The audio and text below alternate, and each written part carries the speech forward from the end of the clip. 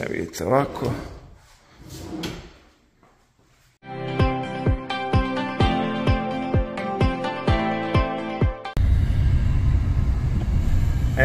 Ljudi, evo da vam pokažem, ovo je jedno novo naselje ovdje gdje ja sam danas radio. Evo možete da vidite kako je to sve lijepo urađeno, kako to već ima, kako lijepo uređeno, kako ima prostora. Evo vidite kako je onako prostrano, kako su kuće lijepe, sve ovako kao u ovom kamenom nekom stilu. I tako, sada ću da vam pokažem sad tu gdje sam ja ušao na tu kapiju glavnu. Tu imaju kao golf tereni i imaju bazen i sve, teniski tereni, tako da evo vidite ovdje sad neke se kuće i grade. Znači naselje je relativno novo. I malo pusti deo, to ćemo sad malo da preskočimo. Stvari što bi preskakali? Evo sad. Ja sam sad izgleda zalutao, pošto mi treba GPS, a s njim telefonom ne mogu i jedno i drugo. Aj napravit ćemo jedan krug. Nije šteta provozati se opet po ovakvom naselju. Evo me opet, skonto sam gdje sam pogrešio. Išao sam levo umjesto desno na ovoj raskrsnici i tu je bio jedini problem. Tako da evo sad možete da vidite, baš onako lijepo uređeno, baš mi se sviđa. Ne pamtim da sam vidio u Ostinu ovako neko lepo naselje.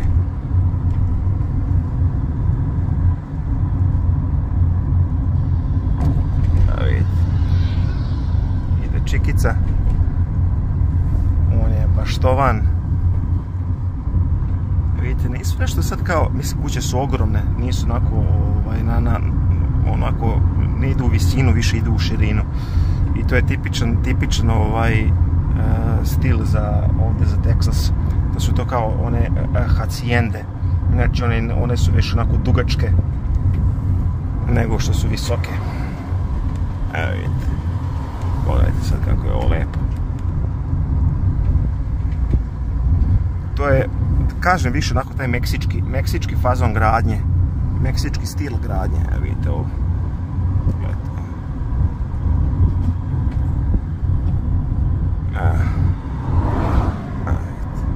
Evo sad ćemo da pređemo preko mostića. Sad ćete vidjeti mostić. Reke nema. Ali to ako poplavi onda da most ima funkciju. Sad opet ja ne znam da li sam, da, ja idem pravo, tog se sjećam. Evo vidite, stvarno su kuće božanstvene. Ja ne mogu sad da, znači, kakve su s jedne strane, takve su iz druge, ne mogu da sad prebacujem kameru levo desno. Evo, gledajte sad ovo. Pogledajte kako. Sad. Ja ću sad da pustim ove ljudi da me obiđu, pošto sam malo zakočio saobraćaj ovim snimanjem, ali sad ću da vam snimim. Evo, sad ćete da vidite još malo, da me prođe još jedan crvendać. Sad nema nikog. Sada ću baš da vam pokažem, ja mislim da je sad ovdje već izlaz i ovdje su golf tereni. Tu je i bazen. Bazen sad ne znam da li će se vidjeti najbolje. Ja kad sam dolazio nisam baš nešto video najbolje, mora se priđe, a ja sad ne mogu da prilazim. Evo, vamo su teniski tereni. Kažem, ovo je to je jedno novo naselje. Ovdje se plaća taj HOA, znači to održavanje, to mora da košta papreno. Kaže keep right, ajde, već. Znači imamo ovdje kružni tok. tok. Oni plaćaju po ovo održavanje pa minimum 2.500 do 3.000 dolara godišnje. Ja mislim minimum. To znači da oni nemaju obaveze da kose travu, ništa. Znači imaju kompanije koje idu, koje im kose, održavaju im dvorište, imaju prava na golf terene, na teniske terene, na bazen. I oni nemaju, u stvari imaju gate, imaju čuvara, ali nemaju onu kao rampu. Evo vidite sad. Ovo vam je bazen, sad ja ne mogu da, ajde probat ću da zoomiram. Ne znam, sad staću ja ovdje, što da ne. Ajde, prođi me. Što kaže, prođi me se čoveče. Sad ću probati da zoomiram. Aha. Evo, koliko se može vidjeti.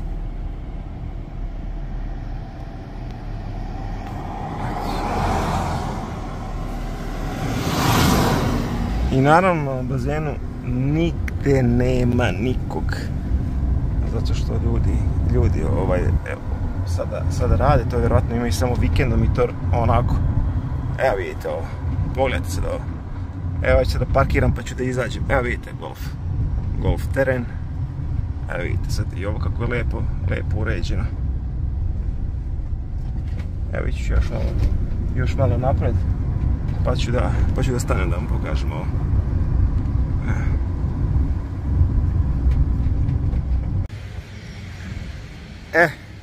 Evo me sad. Ovo mi je nastavak videa. Evo možete da vidite. Znači ovo su golf tereni, ovo im je verovatno taj klub. Evo vidite. Kako je to sve ucicano, što bi se reklo pod vaservagu. Sve pod konac, evo vidite, malo ovo neko, ne znam šta je, jezero. Nije jezerce, nešto su napravili kao, ali stvarno je prelepo. Stvarno je prelepo. Sad moram Martinu nagovoriti da dođemo jedan dan da se provozamo, da ipak uživa mnogo lepše. Eto, ja vam se odjavljujem iz ovog naselja. Budite mi zdravi, budite mi dobri, čuvajte se, pa ćemo se vidjeti u nekom sljedećem videu. Ćao! Ćao drugari!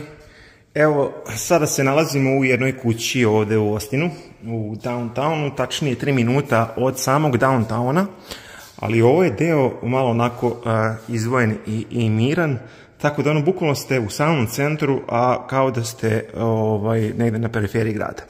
Evo, ovdje su ulazna vrata i sada ću vam pokažem, znači kad uđete, ovdje vam je odmah s desne strane kuhinja, vidite ovako, i ovdje high ceiling i pravo me kao ta neka dnevna soba. Inače ovo je, kako oni to zovu, kuće kontejner. Znači ovo je ovo su 2 velika kontejnera i od toga je napravljena kuća. Znači radi se kuća na bazi slaganja kontejnera.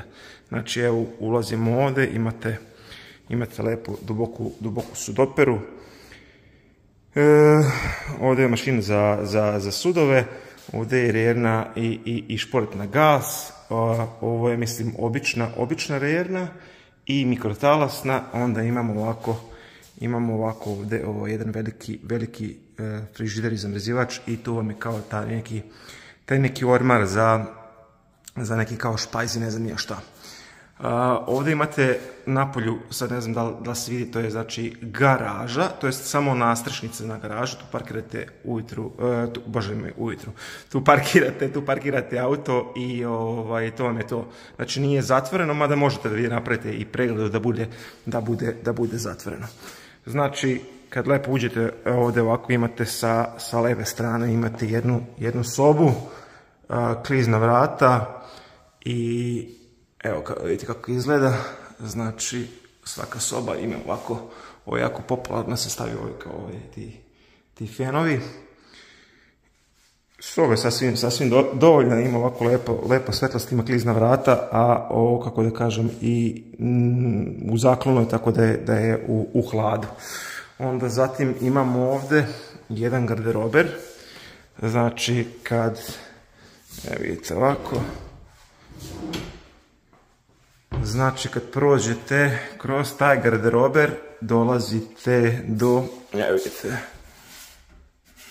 za ostavljanje, znači kad uzmete neku garderobu da to izvučete, tu možete da ostavite na ofingeru, a ovo vam je za, uglavnom za kajševe, da tu okačite kajševe.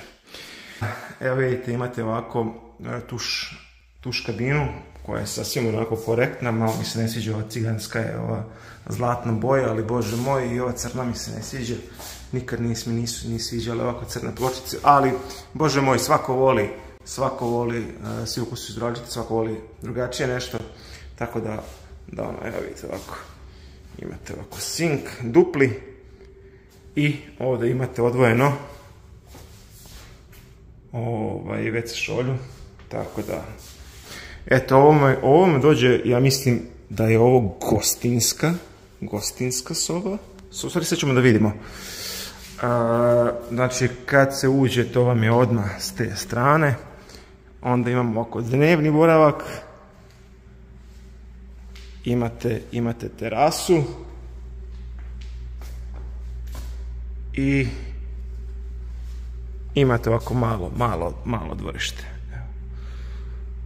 Ovo vam je neki produžetak, u stvari mislim da ovdje možete, ovdje se da, ako ne stavite ovdje, a nećete, tu će ići ove šank stolice ili tu možda staknih sto, ali ovdje uglavnom ljudi stave uglavnom sto za više osoba, znači kad neko dođe da tu možete da jedete. Ovo vam je laundry ili znači tu idu mašine, uglavnom ide jedna na drugu, pošto je visoko, vidite, znači dole i gore. Ovo mi je za, što kaže, perite na ruke, da ispirate, i to su vam neki dodatni mali pomoćni kabineti. I imamo ovdje, šta je, da se pali svetlo ovdje, i imamo ovdje jedno kupatilo. U stvari, pošto ovdje sobe, ono je ipak bila jedna soba, ovo je kao neki kutak koji ne znam ja čemu služi, ali ajde. Mogli su napraviti ovdje još jednu sobu od ovog. U stvari to možete vi da pregradite ako hoćete, ali eto. E sad, za ovu kuću cena je prava sitnica, ona košta 1.350.000. Znači, neverovatno, ali kažem, samo zato što je kao taj neki modern stil, i samo zato što je, ne kažem ništa, stvarno miriše na sve na novo, nema šta, ali stvarno po meni je precijenjeno, i samo zato lokacija što je u samom centru Austina. Eto, toliko od mene. Ima napred još jedna velika kuća isto u dvorištu, ali trenutno ne mogu da uđem u nju, ja trenutno mogu da uđem samo u ovu malu. Tako da, eto, 1.350.000 za, pa ja ne znam ni koliko ovdje ima kvadrata, možda jedno 50 kvadrata, eto, možda malo više. Eto, šta da vam kažem, uživajte, budite dobri, čuvajte se, pa se vidimo u nekom sljedećem videu. Ćao!